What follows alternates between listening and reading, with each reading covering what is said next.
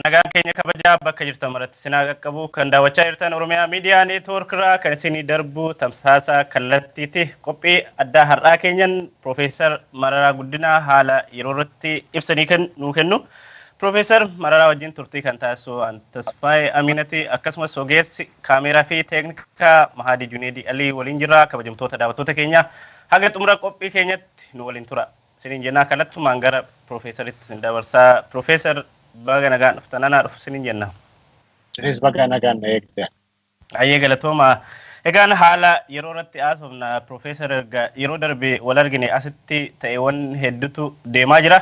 Qabxiiwwan garaagaraa kaafnee kan haasofnu ta'a garuu jalqaba irratti ibsa isin guyyaa har'aa baastan tokko jira naashinaal daayaloog yookaan waliigaltee biyyaalessaa waan jedhu akka kafaa'utti baastanii jirtu. Waliigalteen biyyaalessaa yookaan naashinaal dayaaloogiin isin baastan kun mee maalidha achirraa jalqabnu Profeesar?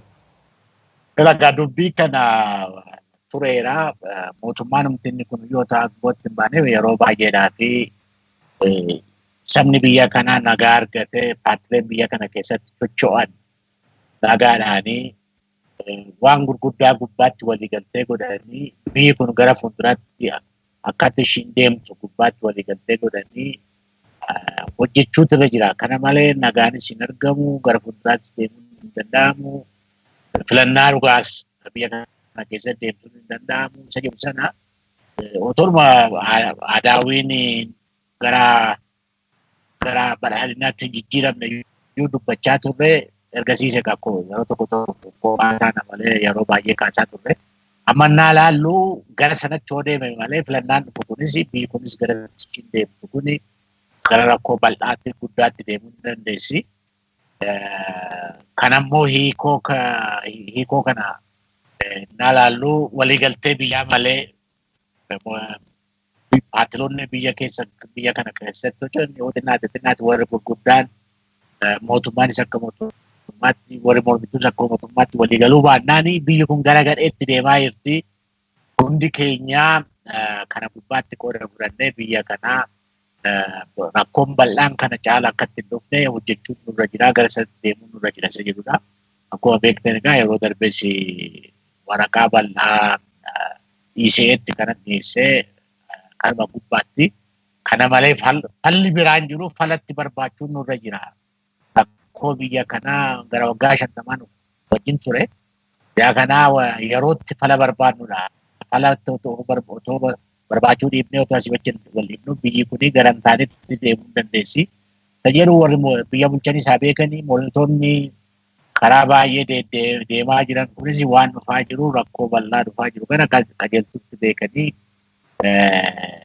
qooda taa fudhatanii hiikoo isaatti qoodaa fudhatan seenuudhaa fi wanti baay'een egaa qilleensa gubbaa guuteera. Kana gar tokkotti deemuu barbaachisaadha isa jedhu sana. Mootummaattis mormituu warraan waala jiranittis saba biyya kanaattis himuu barbaanneetu baafnee jechuudha.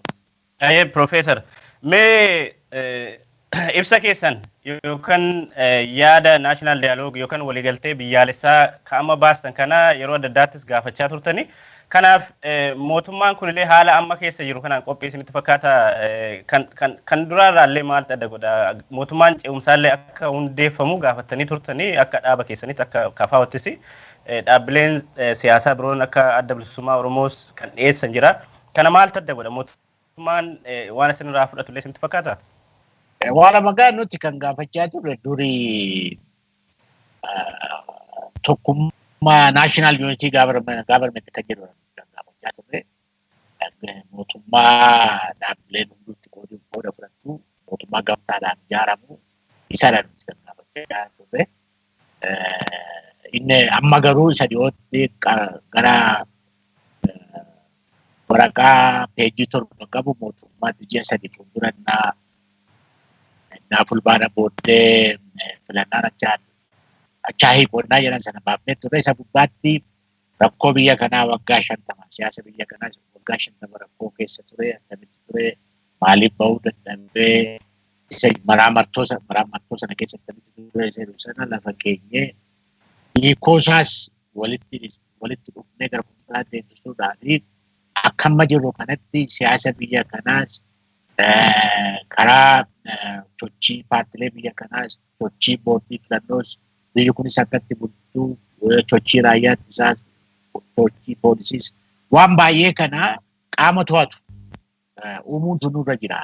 Mootummaa keessaas warra mormituu keessaas uumame malee paartileen tokko biyya kana ceesisuu hin dandeenye dadhabaa jira. Kanaaf immoo rakkoon iddoo baay'eetti ka'aa jira. Gara fuulduraatti immoo rakkoon bal'aan itti kaa'uudhaaf deemaa jira. Isa jedhudha nuti kan gaafanne jechuudha. Ammas erga gaafanne asii rakkoon itti bal'achaa dhufe malee waan dhibbate hin qabu. Sana mannaadhuma miseensi keenya baay'een otoo hin hidhamne ture. Kan lafa keenya gaaffii kana gaafanne mootummaan gara miseensa keenya baay'ee hidhuutti deeme. Innis egaa amma isa waggaa ji'a 3-4 sennaa deebinee ilaallu erga miseensi keenya baay'ee hidhames na deebinee ilaallu rakkichi itti bal'ataa deema malee biyyi kun akka barbaachisutti gara nagaatti gara tasgabbaa'utti deemaan jirtu walitti bu'insi iddoo tokko jira. Mootummaanis immoo karaa poolisii haa ta'u karaa raayyaa ittisa biyyaas haa ta'u waan tokko kan inni fudhatu rakkoo bal'aa uumaa jira. Miseensonni keenyas dhaabbota biraas hidhamuunis immoo rakkoo bal'aa fidaa jira. Kana deebinee mootummaa yaadachiisuudhaaf mootummaan egaa gaaf tokko yeroo maaliifi yeroo mallas sanaa lakkanaan yeroo tokko Adaawiin dabballeen Adaawii warra Adaawii kuni afaan qabu malee gurra hin qaban immoo maal jedheen ture.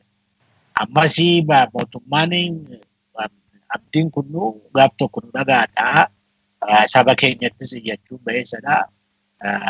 Hiikoo kana immoo deddeebinee himuun nurra jira, beeksisuun nurra jira. Karaa akka qabatu immoo amma karaa humna keenyaa gaafatu warra karaa nagaa karaa seeraa hojjetudha. Waan nurraa eegamu hojjechaa qabsoo keenya gara fuulduraatti fufummoo hojaa barbaachisuu fi waan nurraa eegamu hojjechaa jirra. Mootummaanis immoo warra aangoo irra jiranis waan irraa eegamu hojjechuutu irra jira. Kana ta'uu baannaan biyyi kun gara hin taanetti deemuu dandeessi. Kana walitti himaa deemuun barbaachisaadha isa jedhudha malee akkuma yeroo baay'ee deddeebinee dubbachaa turretti wanta haaraanii, wanti bal'aan, wanti yaalamu, wanti laga fudhanneetti laga ceenu, wanti baay'ee mul'achaa jiru. Garuu nuti mootummaa kanattis, mormituu warra kaanittis, saba biyya kanaattis amma beekumsa keenyaatti hiikoo maraamartoo kana keessaa biyyi kun attamitti baatee gara fuulduraatti deemti isa jedhu sana dubbachaa lafa kaa'aa ibsaa deemuu barbaachisaadha isa jedhudha. Yaaddoo amma qabnu kanas akka ta'utti agarsiisuudhaa fi karaa waliigaltee gara waliigaltee biyyaatti deema. Saba kanas biyya kanas hunda keenya gara kanatti deemuu nurra jira isa jedhu sana hunduu akka dhagoo gochuudhaaf jechuudha. Ayyee Profeesar. Meegaa asirratti gaafii tokko sin gaafachuu kan barbaadu hooggantoonni olaanoon karaa kafaa watiinis haa ta'u adda bilisummaa Oromootiin hedduu mana hidhaa jiru. Gama keessanitti xiyyeeffadhee yeroo sin gaafadhu hooggantoonni keessan gameeyyiin hedduu mana hidhaa jiru. Waliigaltee biyyaalessaa kanarratti utuma uumame rakkoon fidu yeroo isaan mana hidhaa keessatti argaman kana keessatti mootummaa wajjin taa'anii araara dubbachuun yookaan waliigalteen biyyoolessaa kana uumuu irratti rakkoon fidu amma akka Jawaar Obbo Baqqalaan fa'aa Dayyanee Xaafaa hooggantoonni keessan olaanoon baay'ee mana hidhaa jiru. Gama kanaan dhiibbaan uumuu illee danda'u hin jiru. Tuma mootummaan tolee taa'ee sin faana mari'ate immoo kanarratti maal yaaddan? Walitti dubbachuun wallolaa Ameerikaan Taalibaanii wajjin dubbachaa jirti. Walitti dubbachuu miti. Maal dubbattaa? Walitti dubbachuun barbaachisaa biyya tokko keessa lolli soo jiraate lola keessas dubbiin jira. Lola booddees dubbiin jira. Dubbachuun barbaachisaadha. Garuu maal dubbattuudha? Handhuura godhannee kan jechuun maal dubbattuudha? Amma waliigaltee biyyaa kana keessa warri hidhames warri bosona jirus kana keessa qooda fudhachuu baannaan nagaa dhufuu hin danda'u. Waliigaltee biyyaa jechuun nagaa biyyaa fiduudha. Waliigaltee biyyaa jechuun araara fiduudha. Waliigaltee biyyaa jechuun siyaasa handhuura ta'e rakkoo biyya kanaa kan akka hiikutti wajjin socho'uudha. Yaa kana isa dhiyeessa gubbaatti isaa ta'u waliigaltee biyyaa keessaa qabxiin tokko ibsa sarara baafne keessas haa ta'u walidhaa wal ari'achaa walii galtee biyyaa jiru jechuudha. Isa hammataa isa hammachuutu irra jira. Wal fudhatee deemaa jechuudha. Amma kan jechaa jirru innaa walii galtee biyyaa jennus innaa filannaattis deemaa jirru mootummaan akka mootummaatti dirree siyaasaa bal'isuudhaa fi filannaan dhufu kan ammoo filannaa dhugaa, filannaa nagaa, filannaa sabni biyyaa akka ta'utti fudhatu isa tapha durii otoo hin taane sabni fudhatee sirni dimookiraasii dhalachuutti hin danda'u. Kanaaf fuulduratti deemsisuudhaa fi akkuma siin jedhee warra ammaa inni hidhaa jirus, inni bosona jirus, inni rakkoo bal'aa keessa jirus hundi isaa sochiin keenyas immoo dirree siyaasaa bal'atee socho'uun kun hundaan hammataa jechuu kun. Kana dhiibneetu waliigaltee biyyaa finnaa sana dhiibneetu waliigaltee biyyaa inni jedhamu hin jiru. Rakkoo siyaasaatiin hidhamanii beekamaadha. Mootummaan isin beekaa, nuti isin beeknaa, biyyi isin beekaa. Hunda dabalataa jechuu kun.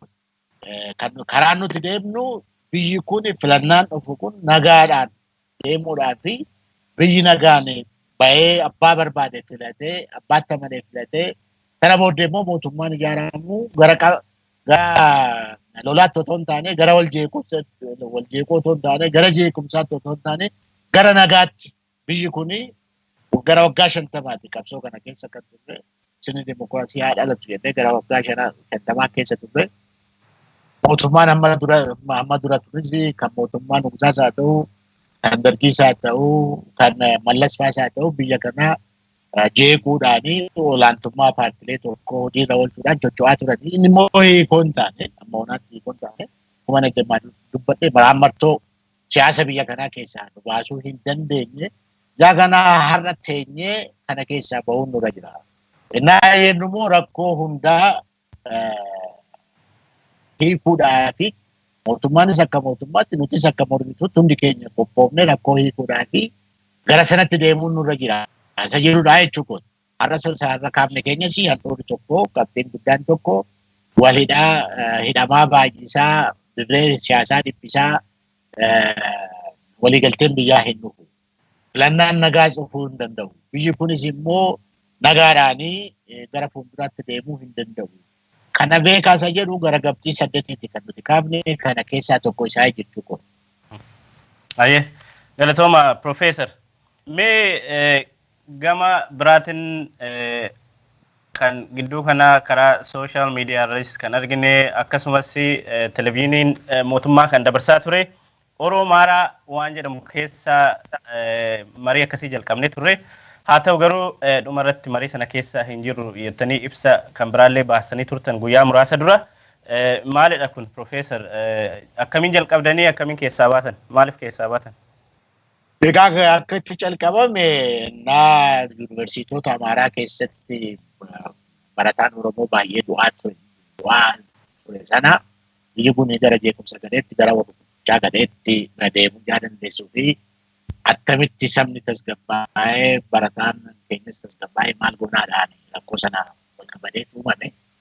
Sana booddee walgahii gurguddaa kan ta'e paartiloota biyya Amaaraa keessatti socho'anis maqaa Amaaraatiin hundaa'anii as deebi'ees immoo warra beekaa isaanii jedhamu muhurii warra jedhaman warra beekaa isaanii jedhamu kanaaf walitti qabamee namni yeroo lama namni akka gara 200 gooda fudhatee ture.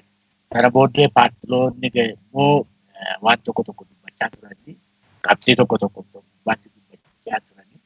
Kana booddee egaa maaltu dhufee otoo suni hin hidhamne guduunfamee gara tokkotti otoo hin deemne maaltu dhufaa isa duuta caaluun dhufee duuta caaluun sunis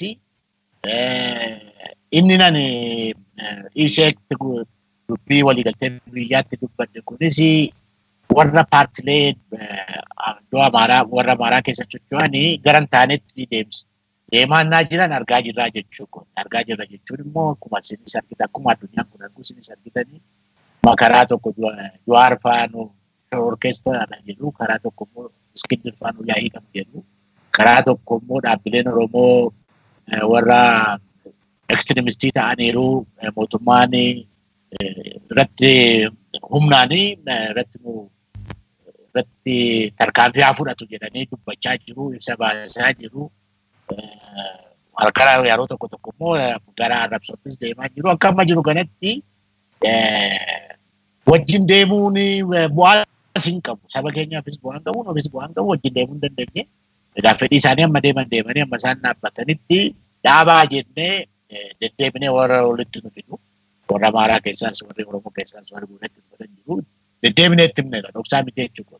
Akka amma jiru kanatti mallatteessuu hin dandeenyu, itti fufuu hin dandeenyu. Warri karaa baasa, karaa warra Amaaraa jedhamu warri socho'anii siyaasa isaan deemsisaa jiranii gara waliigaltee otoo hin taane karaa tokko warra nugusa keenya durii maqaa isaanii kaaftu jedhu karaa tokko immoo warri ekstremistii amma ta'anii warri sinfanyaa jedhanii darajaa maddaabii ta'aniiru warra akkama isaan fa'aa kun kana kanaatti himnee dhaabne irraa jennee turre. Isaan sana biratti darbanii deemanii otoo nuti qoodan fudhannee isaanis maqaa keenya keessatti baasanii nuti mallatteessinee qoodan fudhannee dhaabne irra immoo dhoksaa otoo hin taane waan akkasii kana gara fuulduraatti deemuu hin dandeenyu yoo barbaadda gara biyyaatti wal guddisaa deemuu malee akka biyyaatti inni kun dhumeera deemuu hin dandeenyu ammaaf dhaabaa jennee itti mul'ees turre.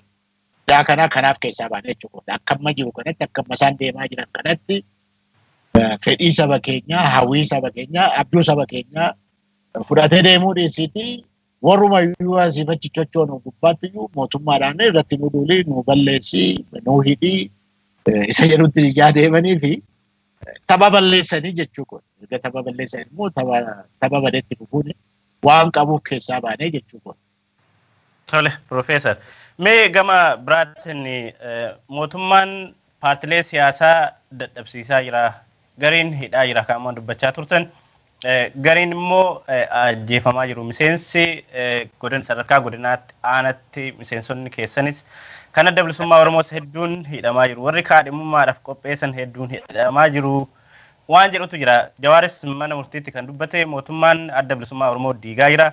Karaa kafaawwatiin paartilee Oromoo biyya sana keessatti ciccimoo ta'anii dorgomuu danda'an hidhaa dadhabsiisee qobaasaa filannoodhaaf qopheessaa jira waan jedhu Jawaarillee dubbatee ture mana hidhaa keessatti waan himata shororkeessummaa itti dhufna. Gama biraatiin yeroo adda addaatti Abiyyi Ahmed kan dubbatu mootummaan dhaaba Abiyyi maqaa dhaabaa dhiisee namoota dhuunfaa irratti yeroo maqaa balleessuu fakkeenyaaf lidatuu fa'aa namoota hedduu haasawaa isin torbee lamaan darbe kana dubbatan keessatti yeroo irra deebi'ee dhagahamaa jira. Sanallee mee akkamitti ilaaltan? Dhaabni akka qulqulluu ta'etti yeroo ilaalamu dhaaba keessatti garuu miseensonni hidhamaa jiru maqaan badaa jira dhaabni tokko illee shiraan diigamaa jira waan jedhutu jira. Kan akkamiin ilaaltan Profeesar? Keessumaa walgahii Abiyyi wajjin gaggeessitan keessatti nu caala sirriitti isintu dhagaa ture kallattiin lechuu waan jirtaniif. Lagaayii dhaabaa fi miseensota dhaabaa gargar baasuun rakkoodha. Jechuu kooti dhaaba jaalattee miseensota dhaabaa jaalachuu baate dhaaba sana eenyutu jaalee gaabbiin isa amma jedhamu kan amma yeroo baay'ee amma deengadaffaa akkuma isin jettan otoo dubbanne kanan baheef tokko isadha. Mootummaan deddeebi'ee olaantummaa seeraa jedha. Olaantummaa seeraa sana immoo eenyutu olaantummaa cabsaa jira isa jedhu immoo yeroo baay'ee nu dhaabbata. Iddoo baay'eetti Hararii qabee hamma Dambidollootti, hamma Kamiseetti, hamma Cinaaksanitti, hamma Booranaa Gujii Booranaatti iddoo baay'eetti olaantummaa seeraa cabsaa kan jiru dabballee mootummaa fi qaama mootummaan bobbaasedha. Isa kana yeroo baay'ee kaafnaa yeroo garuu namni daddafee kan itti mul'atu olaantummaa seeraa sana garuu olaantummaa seeraa eenyutu olaantummaan cabsaa jira seeru sana beekuu baannaan gara hiikootti deemuu dandeessu jechuudha. Ijaa kanaa dubbiin nuti ibsi keenyas narraas kanuma jedhaa kana duras kan ittiin ta'aa ture mootummaatti amma ji'a 3 fuuldura akkuma filannaan inni darbe hin dabarsan naannoo jedhamus kan tokko lama jennee lafa keenye rakkoo biyya kanaa mariidhaan hiikuun nurra jira. Waliigalteen hiikuun nurra jira. Dubbii gurguddaa gubbaatti teenyee dubbannee hiikuun nurra jira. Inni tokko isa tokko hidhuu, inni tokko isa tokko ajjeesuu rakkoo biyya kanaa hiikuu hin danda'u. Isa jedhu sana lafa keenya jirraa jechuu kooti. Gara fuulduraattis kanumatti fufnaa jechuudha. Amma filannaan dhufu kuni filannaa durii qicaamoo mircaadha jechaa ture. Filannaan amma jiru kuni qircaa bira darbee sirni dimookiraasii biyya kana keessatti dhalachuudhaafi waliigaltee biyyaa gubbaatti hundaa'ee biyyi kun nagaa argatee sabni kun tasgabbaa'ee sabni kun abbaa barbaadu filannuudha. Dirreen siyaasaa bal'achuun jechuun tokkoffaa nama hidhuu dhiisu. Lammaffaa waajjira namaa cufuu dhiisu. Sadaffaan sochii keenya karaatti cufuu dhiisuudha. Waan biraa miti jechuu kooti bara olaantummaa seeraa sennaa jennu sennaa wanti jennu hunduu seeraa kabaju. Mootummaan seera cabsaa mormituu seera cabsanii jedhamu taphan taanedha. Tapha akkasii keessaas ba'uun nurra jiraa jechuu kooti. Waliigaltee biyyaas jechuun hunda caalaa dirree siyaasaa bal'isuudha. Namni akka hin taanetti seera ala akka hin hidhamne gochuudha. Seera ala waajjirri akka hin cufamne gochuudha. Waan baay'ee hammataa jechuu kooti waliigaltee biyyaa.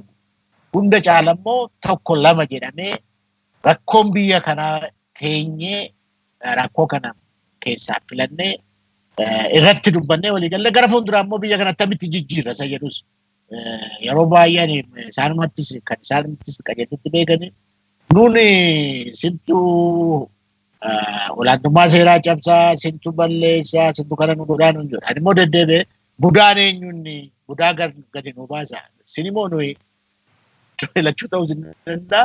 Isaanis ta'uu danda'a. Hamma budaan sun gadi hin baanetti cal jedhanii sintuu kana godhaa duwwaa waan baasu miti. Dhaabbileen biyya kanaa baay'ee warra mootummaas qabatee abjuu ofii fudhatanii fiigaa jiru, guluffaa jiru. Abjuun sun immoo Nugusa Lasillaasees iddoo inni ga'ee hin beekna. Dargiis iddoo inni ga'ee hin beekna. Mootummaa Mallasis iddoo inni ga'ee hin beekna. Ijaa kana isa dhiibnee teenyee biyya kana laga ceessuudhaaf qabsoo biyya kanaa laga ceessuudhaaf sirni deebee dubbachaa ture. Maraamartoo biyya kanaa keessaa bahuudhaafi siyaasa biyya kanaa sirreessuudhaafi waan biraan qaba. Ilaalumallee namoota ergatti sitti dubbatan jette namni boordii filannoo ta'ee Dr. Geetahuun Kaasaa namni jedhamu boordii filannoo keessaa ba'ee kana booddee dhufuu danda'eera. Amma boordiin filannaa nagaa filannaa sabni biyya kanaa fudhatu, mormituun biyya kanaa fudhatu tapha seeraan taphatame dhugaa ta'e kana gochuu danda'amuu hin danda'u. Gaafachaa ture ammas gaafachaa jirra. Filannaa jechuu duwwaa otoo hin taane filannaan tapha kubbaaf tiifuyyuu waan seerri barbaachisu baay'eedha jechuudha. Waliigalteen barbaachisu baay'eedha jechuudha. Tapha miilaa galtee taphachuudhaaf isa miilaan rukutamu harkaan rukuttee isa harkaan rukutamu miilaan rukuttee hin ta'u. Hodhiittee jechuudha. Waan kana gubbaatti waliigaltee bal'aa barbaachisa. Gara waliigaltee bal'aa kanatti deemuun nurra jira. Isa jedhu gaattimaa jirra. Mootummaan immoo akkuma waraqaa keenya ibsa keenya irratti lafa keenya gara sanatti deemuu xinnoo fedhii guddaa akka nuti barbaannetti agarsiisaa jiru. Mootummaan isa jaalatu jibbus nutis jaalatu jibbus fedhiin san argamu malee filannaan dhuftus filannaan ta'u amma yeroo darbee soo argine filannaan 2007 suni wayin 2015 sun akka Awurooppaatti lakkoofsa Awurooppaatti otootti himnu didanitti deemanii ji'a tokko falakkaallee hin teenye qabsoo sun ka'ee warri badees akka gara badeetti badee biyyi sun akka hin taanetti kan jeeqamtee jechuudha. Filannaa duwwaa tapha taphachuu miti jechuudha. Taphni suni tapha seeraati. Sabni fudhataa jiraayi. Sabni itti amanaa jiraayi. Mormituun fudhataa jiraayi. Isa feergeemii jedhan kan. Mootummaa ijaa filannaa nama faranjiin jettuu fi jaamma eenyu filannaa jedhuu fi tapha sana keessa seennaa. Isa keessaa baanuu malee biyyi kun akka hin taanetti jeeqamuu hin dandeessi. Gara hin taanettis deemuu hin dandeessi. Poolitikaan kunis isaan faranjiidhaan dead end jedhamu. Afaan Amaariffaatiin qirqaar jedhamu. Achitti boollatti galeera. Boolla sana keessaa baanee fudhannee laga ce'uudhaa fi mootummaan waan irraa eegamu. Mormituunis waan irraa eegamu. Sabni biyya kanas nagaan jiraachuudhaa fi waan irraa eegamu gochuutu irra jira. Ilaa waan sadiidha wanti sabni biyya kanaa hawwiin saba biyya kanaa abjuun saba biyya kanaa waan sadii. Sadan kun wal qabatee deemu malee taphatu bada. Maanni wanti sadan kun tokkoffaa salaaminaa marragaagaatti jedhan. Nagaa sabni biyya nagaa barbaada. Sabni biyya kana nagaa barbaada.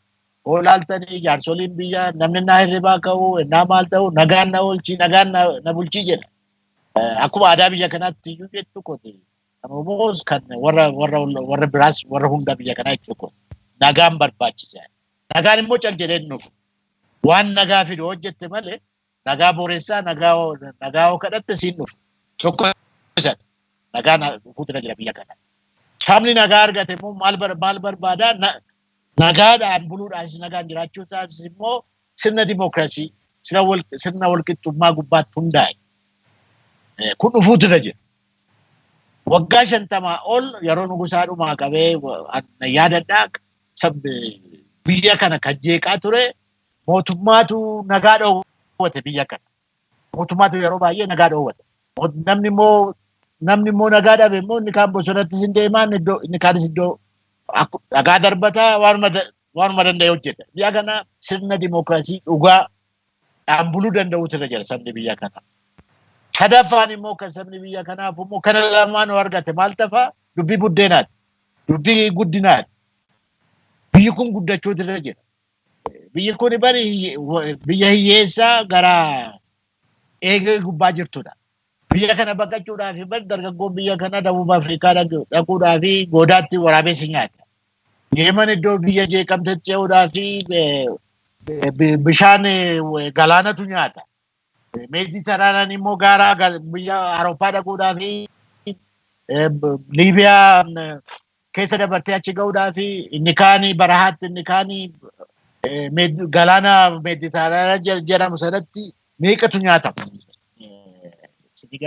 Ijaa kanaa biyyi kuni biyya guddinaa biyya dargaggoon biyya kanaa sabni biyya kanaa hunda caalamoo qeerroon biyya kanaa dargaggoon biyya kanaa abdii torattu biyya kooti as taa'ee hojjedhee guddadhee jijjiiramuu nan danda'a. Maal biyya ormaa sagarii ta'anii nyaachuun hin jiru. Biyya keessanis yoo ta'e ta'anii nyaachuun hin jiru. Ijaa kanaa biyya akkasitti gara guddinaatti deemtu. Kun sadan wal qabatee deemuu baannaani maaliif namni sabni tokko mootummaa kan barbaaduuf kana sadaniif malee waan biraatiif miti. Mootummaan maaliif barbaachisa? Mootummaan sabni akka nagaa argatu gochuutu irra jira. Kanaaf barbaachisaa. Sabni akka sirna dhugaatiin sirna nagaa fiduu fi sirna bulchiinsa gaarii fiduun buluutu irra jira. Sadaffaa immoo mootummaan immoo biyya guddisuu danda'uutu irra jira. Karaa achitti mootummaan maaliif biyya bita? Maaliif saba biyya kanaa nan bita jedha? Kana fiduu baannaan. Fedhii keenya alaa maaliif deemu? Ijaa kana waan akkasii kana sadan fiduu danda'uudhaa fi akkuma isiniin jedhee lagace sabni biyya kanaa lagacee nagaa argatee waaqa isaa kadhatee akka ta'utti kadhatee nagaan jiraatee nagaadhaan hojjetatee bulchiinsa gaarii argatee hirriba gaarii bulee deemuudhaa fi kun sadan wal qabatee deemuu danda'utu irra jira jechuudha. Kana gochuuf immoo waliigalteen biyyi kun akka biyyaatti attamitti bulti attamitti oolti sirna attamii barbaachisa walqixxummaa attamii barbaachisa isa jedhu sana keenyee murteessuun nurra jira wajjin. Gareen tokko waan akka waan barbaade gubbaatti murteessee karaa barbaade gubbaanan oofaa mana waaqaallee sinan geessa yoo jedhe nama isaa nama nu barbaachisaa jechuudha. Mana waaqaa dhuguma nu geessaa jirtu jedhee nama amanu. Sabni biyya kana isaan amanuu danda'utu irra jira. Kana gochuudhaaf immoo amma nuti siyaasni nu galutti isaan majeenyu kana waliigaluu barbaachisaadha. Waliigaluudhaaf immoo akkuma carraan jiru addunyaan akkatti kan jijjiiramte biyyi guddattee jedhamtu maal jedhamtu kun sirna bayeessa uummachuu kan dandeesse ijaarrachuu kan dandeesse guddachuu kan dandeesse kanuma kana dabalu. Kanaafi deddeebinee mootummaan keenyas akka dhaga'u mormituun biyya kanaa abjuunis warri gulufaa jiranii akka nu dhaga'ani sabni biyya kanaas immoo maaltu nu baasa attamitti laga ceena attamitti nagaa arganna attamitti sirna dimookiraasii bulchiinsa gaarii arganna attamitti guddina arganna jedhu kana gubbaatti akka ta'utti akkatti yaaduu fi kanaaf waan kana lafa keenya jechuudha. Yeroon isaa immoo yeroo murteessaadha. Yeroon kun immoo yeroo murteessaadha. Hunduu akka galuuf yeroo murteessaa irra jirraa jechuudha. Profeesar mee otoon kana bira darbin waan tokko waan argamu komiin uummata keessaa ka'u jira. Mootummaan kun gaafa cinqamu paartilee siyaasaa isin waama. Mariidhaaf jedhee isin waama. Marii biyyaalessaa yookaan marii biyyaa waan jedhamu tokkotu gaafa cinqii wayii dhufu yeroo isin waamu argina. Isinillee yeroo adda addaatti yeroo hirmaattan isin arginee jirra. Asirratti garuu komiin biraa kan ka'u Abiy Ahmed waan ofiisaa qophaa'ee barreeffatee dhufee isinitti himee isin biraa deema malee waan isin jettaniin tokkoffaa isinirraa fudhatu lammaffaa isinillee hin dhagahu waan jedhutu jira. Mormitootuma keessaa namootuma achi jiran keessaallee kan dhagaa turreetu jira waan ta'e kana akkamitti ilaaltani gaafa mootummaan kun muddamu cinqamu marii biyyaalessaa jedhee isin waama gaafa biraan jiru kunoo marii akka amma isin dhiyeessitan kana fa'aa isinirraa fudhachuu dhiisuu fa'aatu jira ibsa isin baastan jechuu kooti. Kanaaf kanallee akkamiin ilaaltu gaafa cinqaman gaafa muddaman isin waamanii isumaa immoo isin waamanii yaada keessan gaafii keessan isinirraa fudhatu yoo ta'e mariin biyyaalessaa bifa kanaan mariin biyyaa bifa kanaan ijaaramuu ni danda'a akka Abiyyi barbaadu kanatti. Akka gareen tokko Dr. Abiy isaa ta'u mootummaa isaa ta'u akka gareen tokkotti yaadetti ibsa kana keessas keenya irraa rooddi maappii isa jedhan sanaa garee tokkoon bahee bonota kaartaa sana gara fuulduraatti akkamitti deemnaa waan kana gubbaatti garee tokkoon bahee inni hin baasu. Bonota kaartaa rooddi maappii waloo barbaachisa. Hundi keenya kanatti qooda fudhachuu barbaachisaa isa jedhu lafa kaayilaa jechuudha.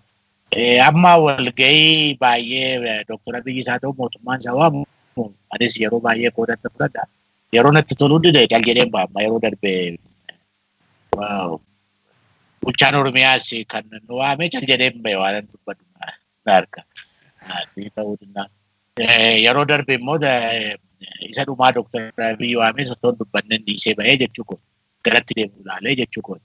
Nuti egaa warra kennaa Dr. dubbachuudhaaf mormitoota carraan mayyuun kenna. Ilama yeroo tokko carraa naa kenninaan na dide jechuudha. Carraa barbaachisaas akka kennamne dubbiin akkasiyyuu walgahiin akkasiyyuu akka baay'een deemne yeroon itti kaasu jira. Hunda caalama hamma kanan akka namoonaatti kana yaadadhu yeroo tokko boordii filannoo yaadatti kennaa boordii filannoo nama afur filattu tokko shuma durii siras fudhattanii itti nuun jedhe. Saatii 24 nuu kennaa jedhee gaafannaan lakkii jedhe.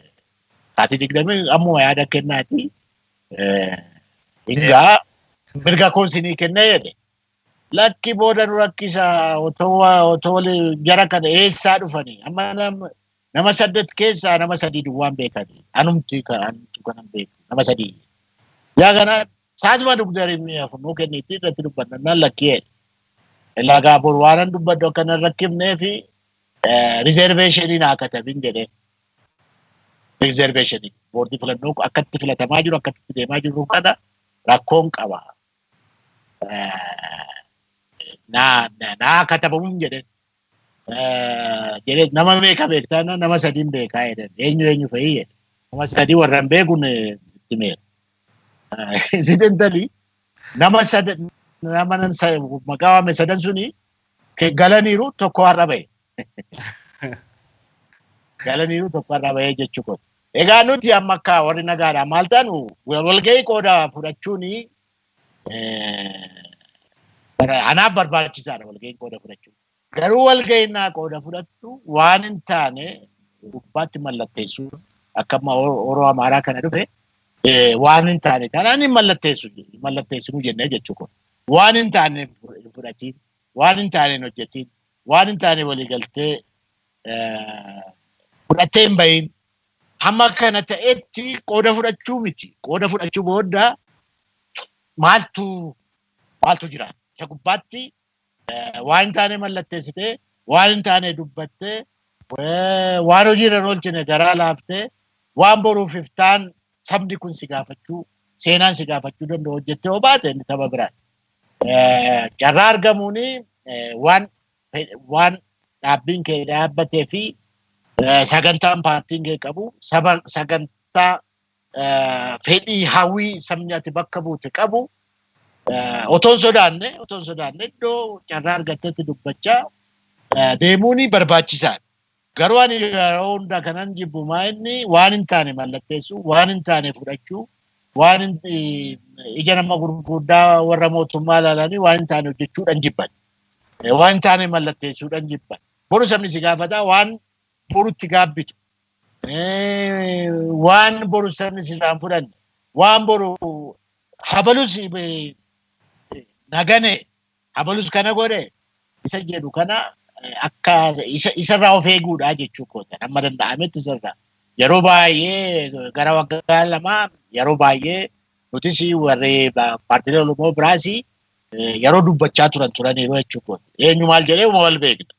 Eenyu maal dubbatee eenyu maal barbaadaa eenyu soogidda barbaadaa eenyu maal barbaadaa wal beekna jechuu koota. Garuu hamma siyaasni galetti hamma abdii saba keenyaa jennee qabsoo saba keenyaati. Mana warri manaa baane warra akkasitti wallakkoofnu waan hin taane mallatteessu walii galtee hin taane uumu sodaan barbaachifne keessa galu kana of eeguu barbaachisaa. Achidha kanan amma filannaa soo ta'e amma nuti lamma deddeebinee kaasaa kan jirru ilaa filannoon kun filannoo dhugaa ta'uudhaaf filannoo nagaa ta'uudhaaf saba kana gara nagaatti ceessuudhaaf saba kana sirna dimokiraasii dhugaa akka jaarratu waliigaltee biyyaatti hundaa'ee yoo deeme baay'eessadha. Kanaasitti yoo dhiibdanii filannaan dhufus dhiisus taban taane ta'ee sabni biyya garaa kan taanetti jeeqamuu danda'a. Isaaf of eeggannoo barbaachisaa jedhu sana yeroo darbee seenaa ji'a sadii fuuldura barreessaadhaan akka madirakitti galchineerra barreessinee hiikoo rakkoo biyya kanaa fi hiikoo rakkoo biyya kanaa irratti dubbanne galchinee turre. Ammas immoo deddeebinee ibsa baasaa turre. Har'as immoo isuma deebifnee laafa keenya akka namaa galuutti jechuudha. Profeesar mee waan filannoo kana yeroo biraas hin gaafadhee yaadaa jira tureyyuu irra deddeebitanii waan kaaftaniif asuma tuqneetoo bira dabarree natti tola. Filannoon gaggeessu mootummaan fedhii agarsiisaa akka jiru akkasumas sochiiwwan tokko akka gochaa jiru nuyis arginee dhageenyas jira. Kanarratti isin yaada maal qabdu? Keessumaa hooggantoonni miseensonni dhaaba keessanii hedduun hooggansa irra jiran hedduun mana hidhaa jiru. Haala kana keessatti filannoon illee gaggeessuun ni danda'ama akka paartii keessanitti illee kana ni fudhattu isin? Nuti lamma kan jechaa jirru filannoon kuni waliigaltee biyyaa gubbaa ta'uu hundaa'e malee waliigaltee biyyaa jechuun immoo deemaasitti meeraa biyyi kun nagaa argachuudhaaf inni hidhames madadaatii bahuun inni bosona jirus nagaadhaan saba isaatti deebi'uun biyyi kun akka biyyaatti waliigalteedhaanii gara fuulduraatti tarkaanfachuudhaaf barbaachisaadha. Cal jettee filannaa duwwaa mootummaan jedhus nutis jennu gallus dhiibnus filannaan biyya kanaa gara jeequmsaatti akka hin deemne nagaan sabni biyya kanaa bahee filatee akka galu nagaan sabni biyya kanaa filatee akka itti gammadu sirni dimokiraasii dhugaa ta'e sirni federaalizimii dhugaa ta'e akka keessaa dhalatu gochuu baannaan filannaan gara tapha daa'imaatti deema. Ijaa kana yeroodhaan otoo yeroon hin dhumne mootummaatti kan nuti himaa jirru waliigaltee biyyaa kanas kutannoon itti deemaa. Waan sinii ta'e duwwaa otoo hin taane waan biyyaa ta'u. Gara sanatti yoo deemtan malee waanuma isin barbaaddanii karaadhuma isin cirattanii fedhiidhuma dhaabbii tokko abjuu dhaabbii tokko hawwii garee tokko duwwaa hojiirra oolchina jettanii isin hin baasu. Biyya kana gara hin taanetti deemsuu hin danda'a. Isa kanaaf yeroodhaan beekaa jennee kan nuti yaajiduuf kanaaf maaltu gara kamitti deemna maaltu barbaachisa? Filannaan kun filannaa ta'uuf maaltu barbaachisa jedhu sana dubbachaa jirra. Filannaa keessa maaltu ta'a, attamitti ta'a, maaltu godhama, boordiin filannoo attamitti deema. Isa barra lafa keenya irra gareen hojii boordii filannoo isaa ta'u, bulchiinsi garatti deemaa jiru haa ta'u, qaamni mootummaa akka raayyaa ittisa biyyaa haa ta'u, poolisii haa ta'u, mana murtii haa ta'u, attamitti deemaa jira. waan kana hunda dirree siyaasaa bal'achaa jiru miidiyaan attamitti hojjetaa maal hojjetaa kana hunda qaamni sinirraas nurraas uumame to'achuu akka danda'utti hoo deeme malee hin rakkisaa jennee himaa jirra. Kana hundaa jechuudha. Ijaan wal qabatee deema siigalee waan tokko keessaa fuutee maal taatee miti. Sitti deemaa dubbadeera. Filannaa barsiisa 2007 deemeera filannaan bara. Filannaan deemeen duwwaan nagaan fidu. Filannaan deemeen duwwaan sirna dimokiraasii dhugaan fidu. Filannaan deemee duwwaan federaalizimiin dhugaan dhufu. Hunda caalammoo nagaan hin dhufu, guddinni hin dhufu, waluma jeequu itti fufaa jechuudha. Kana mootummaanis beekuu jira, warri mootummaa wajjinis hojjetan beekuutu jira. Boordiin filannoo amma gaarra lakkoofsa isaa tokko irrateera. Isaanis beekuutu irra jira. Hundi keenya biyya kana laga ceessuudhaaf akkuma waan sadan biyyi kun hawwii biyya kanaa guddaa, abjuu biyya kanaa guddaa waan sadan sana. Nagaa, sirna dimokiraasii dhugaa, guddina biyya kana immoo guddina fiduutti deemuudhaafi karaa waliigallee hojjechuun nurra jira. Karaa kana deemaa jirraa jechuu kooti. Ayyee Profeesar. Sinis otooruma karaa kana nu qabattanii karaa kana nu jabeessitanidha. Filannaan kuni haaxinnaatu haa guddittu 97 argineerra maal fide sana booddee harka 100 moonee jedhanii waan inni fide beekna. Ammas immoo rakkoon biyya kanaa akka Oromiyaa duwwaa otoo hin taane Gambeellaatti maaltu ta'a, Benishaangulitti maaltu ta'a, Tigraayitti maaltu ta'a ture. Argaa jirra bar biyyi kuni akkatti ishiin deemaa jirtu akkasitti deemtee filannaatti deemtee filannaan immoo waggaa 5 mootummaa filatee itti fufoo jenne rakkoo biyya kana rakkoon taane keessa galchuutti deemaa jirra. Isa hundi keenya dhaabbannee teenyee itti yaaduun nurra jira. Itti mari'achuun nurra jira. Wal gaafachuun nurra jira. Isa jedhu himaa deemaa jechuu kooti. Walitti himaa deemuu nu barbaachisaa jechuu kooti. Tole Profeesar galatooma bal'inaan filannoo kanatti hin deebina natti fakkaata qabxii gaaffii heddullee kan biraa waan qabuuf yeroo biraa bal'inaatti deebina. Galatooma akka gaariitti nu ibsitanii. Mee gidduu kana himata shororkeessummaa Jawaarii fi namoota 24 irratti banamee jira. Baay'een isaanii miseensa keessanii miseensa kafaa'ooti. Keessumaa himata yookaan yakka shororkeessummaa jedhamu kana keeyyatoonni bara wayyaanee yookaan TPLF keessa barreeffamaniin isumaan kan deebifanii himataman akkasumas mootummaan kana dura shororkeessa nuyi jechaa ture Abiyyi mataansa har'as keeyyatuma sanaan himatamanii himata kana isin akkamiin ilaaltan Profeesar?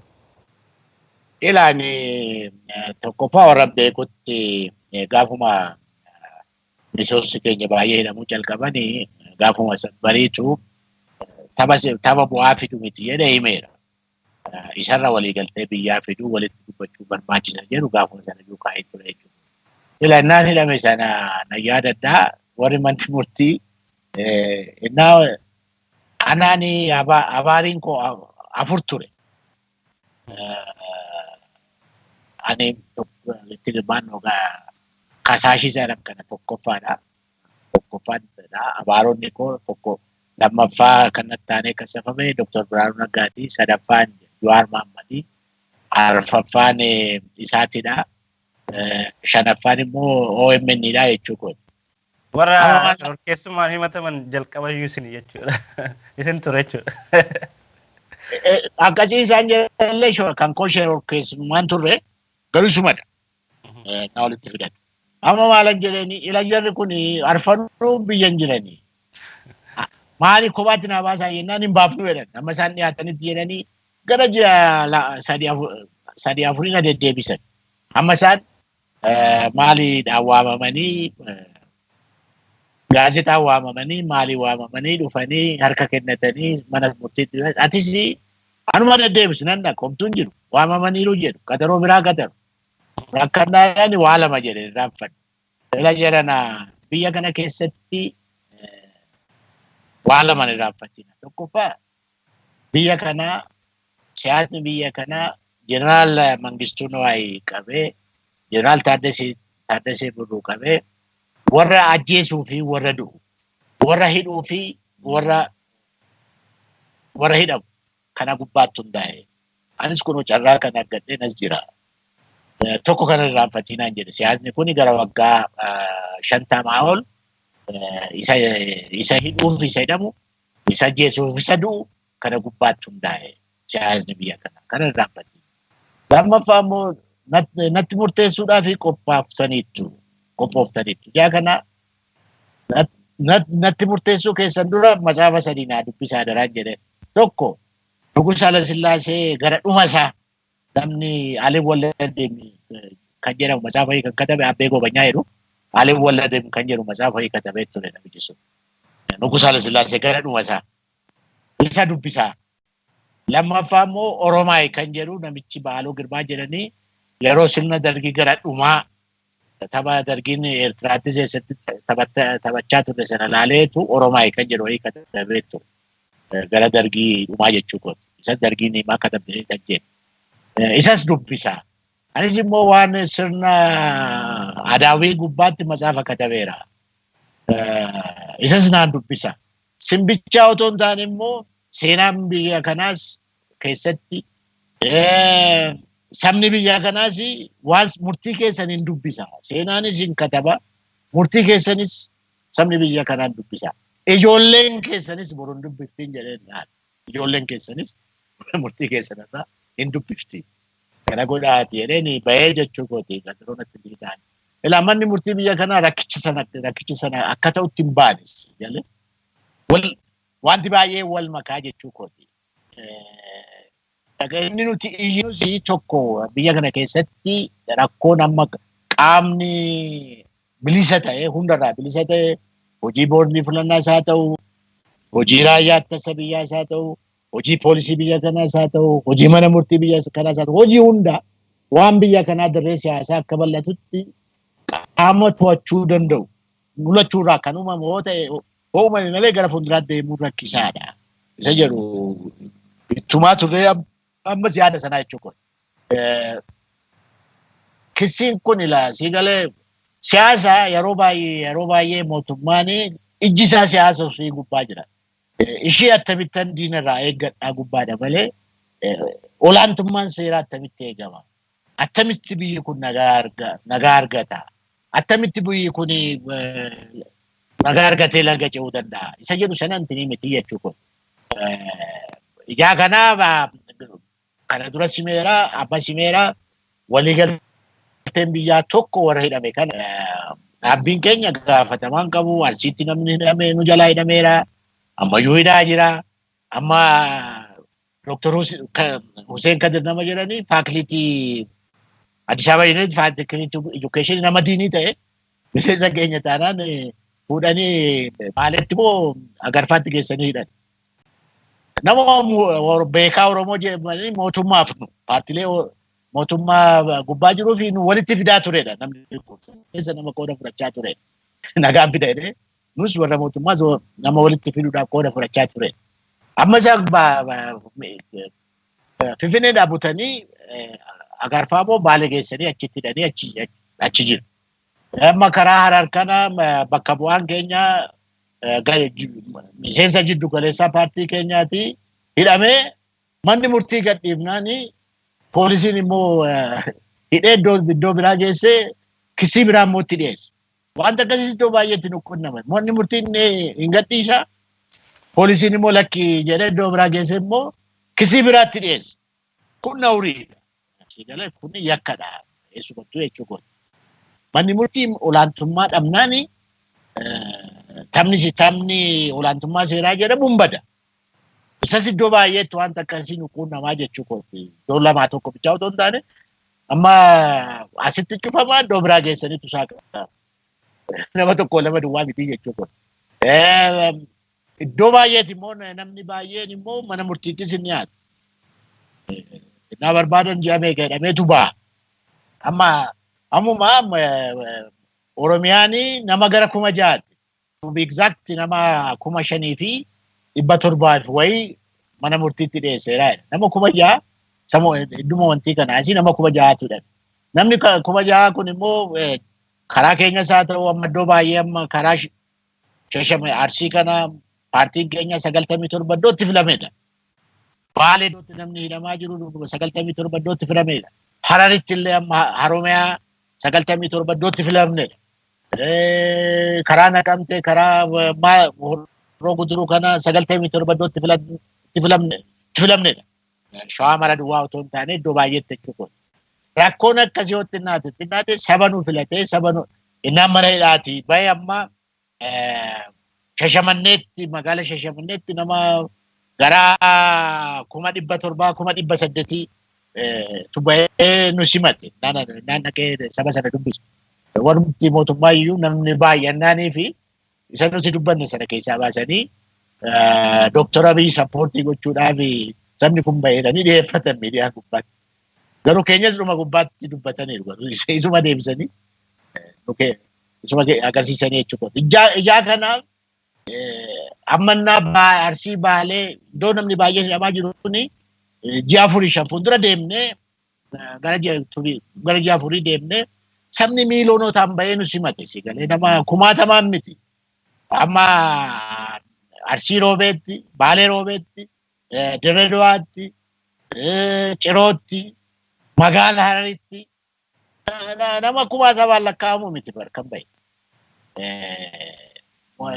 Hundi kunu amma baay'een miseensi keenyas warri nu geeddarus baay'eetu manadhaa jira jechuudha. Kanadha nuti amma akkasitti gara filannaatti deemuun hin rakkisa. Ijaa kanaa mootummaanis nagaa fiduudhaaf sirni dimookiraasii dhugaan akka dhalatu yoo barbaade guddina biyya kanaa yoo barbaade gara waliigaltee biyyaa kanatti deemuun barbaachisaadha. Hunda caala barbaachisaadha.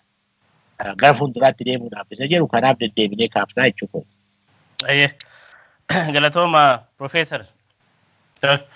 Tole Profeesar egaa qabxiiwwan guyyaa har'aaf qopheeffadhee xumuradhee jira akkuma waliigalaatti haala gaamma keessa jirru uummata Oromoof haa ta'u akka waliigalaatti cuunfaa yookaan guduuftanii yaada keessumaa waliigaltee biyyaalessaa wal qabatee ibsa baastanii irratti waan itoo hin gaafatin bira darbee yoo jiraate asumaan carraa isinii kennee marii keenya guyyaa har'aa goolamna. Ani hunda caala kan inni barbaadu qaama sadii arfanuun waamicha gochuun barbaada. Dura warra mootummaa. Warri mootummaa kuni qabsoon biyya kanaa waggaa 50 deemes, waggaa 30 deemes, waggaa 2 deemaa tures rakkoo isaa hundi keenya beekna. Aangoodhaa jedhanii saba kanas biyya kanas gara ta'anitti akka himne deebinee isaa gaafachaa jirru kana waliigaltee biyyaa kanatti akka deemanii waliigalteen biyyaa kun isaaniifis baay'ee barbaachisaadha. Saba biyya kanaattis biyya kanaafis hunda keenya baay'ee barbaachisaadha. Kana beekanii waliigaltee biyyaa kana garaadhaan isaa walgahii calqiree walitti waamamu garaadhaan kutannoodhaan waliigaltee biyyaa kana akka isaan hojiirra oolchan waamicha godhaafi sabni biyya kanaa bara waggaa 50 ol miidhameera. Umurii bakkeeffoo keessattuu kanan beeku. Sochiin biyya kanaa, siyaasni biyya kanaas rakkoo tokko keessaa kiyyoo tokko keessaa kiyyoo tokkotti darbaa achi kiyyoo biraatti darbaa waggaa 50 sabni kun biyya kana nagaa argatee jiraachuu hin dandeenye. Yaa kana mootummaan kana beekee saba biyya kanaatiifis ofiifis nagaa fiduun barbaachisaadha jedhee gadi taa'ee mari'achuu barbaachisaa. Saba biyya kanas gara waliigaltee biyyaatti geggeessuudhaaf qooda ofii fudhachuutu irra jira jedheen kanaaf waamicha godhaa. Mormituu biyya kanas mormituun baay'een abjuu ofiitiin kan bitaanis mirgaanis innaa isaan deeman nan argaa. Abjuun sun akkuma kana duratti abjuu ta'ee hafaa ture ammas abjuu akka hin taane isaanis ta'anii yaada tasgabbaa'eedhaanii biyyi kun attamitti laga ceetti, biyyi kun gara fuulduraatti attamitti deemti, biyyi kun attamitti nagaa argatti, biyyi kun sirna dimookiraasii attamitti argatti isa jedhu sana gubbaatti itti yaaduutu irra jira. Itti yaaduu bichaa otoo hin taane waan isaan irraa eegamu qooda ofii hojii manaa ofii akka hojjetan isaaniifis mormituu biyya kanaatiifis waamicha dabarsa. Dhuma gubbaatti immoo saba keenya. Sabni keenya amma danda'etti amma beekumsa isaatti amma humna isaatti tokkoffaa paartilees gargar baasuu danda'uutu irra jira. Hunduu paartii ta'ee chaappaa kiisitti baatee deemu hundi paartii miti. eenyu mirga kootii dhaabate eenyu akkanan guddan nagaa argan sirna bulchiinsa gaarii argadhu eenyutu naa dhaabatan jedhu gargar baasaa isa gadhee hojjetu gadhee hojjettaa isa gaarii hojjetu gaarii hojjettaa isa fedhii saba kanaa hojiirra oolchuudhaaf jechuun jabaadhu si bukkee jirra isa immoo yakkatti hojjechaa jiru immoo lakki yakka natti hojjechaa jirta seeru sana keessatti karaa nagaa karaa seeraa sabni kun qabsoo biyya kanaa keessatti qabsoo isaa keessatti akka ta'utti qooda akka fudhatu saba keenyaafis waamicha gochuun barbaada. Baay'ee egaan durataa Kafaa'oo Profeesar Mararaa Guddinaa haala yeroo irratti ibsa bal'aa nuu kennitaniif maqaa daawwattoota keenyatiin guddifnee isin galateeffannaa ulfaadhaa Profeesar. Isinis carraa naa kennitanii fi ulfaadhaa. Baay'ee galatooma. Hayyeen egaa kabajamtoota daawwattoota keenyaa turtii haala yeroo irratti Profeesar Mararaa Guddinaa wajjin taasifne asumarratti kan goolamu ta'a keessummaa keenya yookaan Profeesar Mararaa Guddinaa wajjin turtii kan taasise Antasfaa'ee Aminati akkasumas ogeessi kaameeraa fi teeknikaa Mahadii Juneedii Ali waliin ta'uun simbiraan gahaa turre kabajamtoota daawwattoota keenyaa waan hordoftaniif galatooma jechaa yeroo biraa sagantaa kan biraatiin kan walitti deebinu ta'a fayyaa ta'a turtii gaarii isiniif haa ta'u.